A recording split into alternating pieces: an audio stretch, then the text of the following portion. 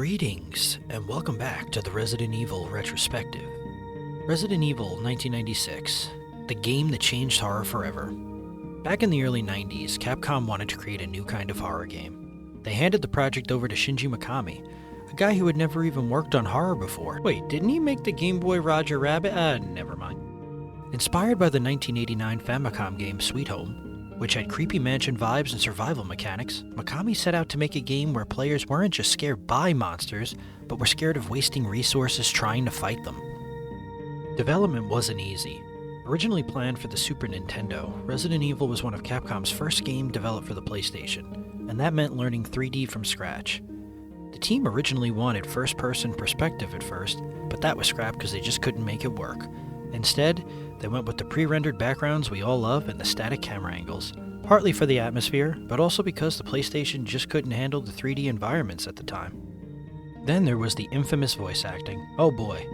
Capcom wanted an English voice cast because they were targeting the Western audience, but instead of hiring the pros, they pulled random actors from around Tokyo. The result? Some of the most glorious bad dialogue in gaming history, with lines such as, "You, the master of unlocking," and last but not least, "You were almost a Jill sandwich."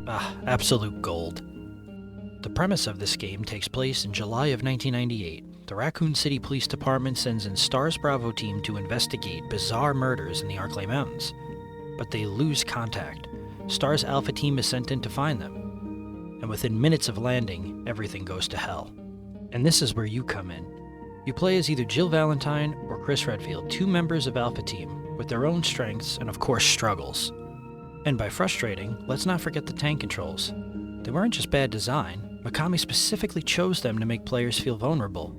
With movement limited and enemies just slightly faster than you, every encounter felt like a real struggle.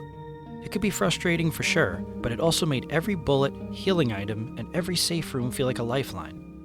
Despite all these challenges, Resident Evil launched in March of '96 and became an instant hit, selling over 5 million copies and single-handedly putting survival horror on the map. Without it, there'd be no Silent Hill, no Dead Space, and certainly no Resident Evil 4, which helped redefine the genre again nearly a decade later. So, does the OG Resident Evil still hold up, or is it just a cheesy relic of the 90s? Let me know in the comment section below. And thank you for listening to the Resident Evil Retrospective.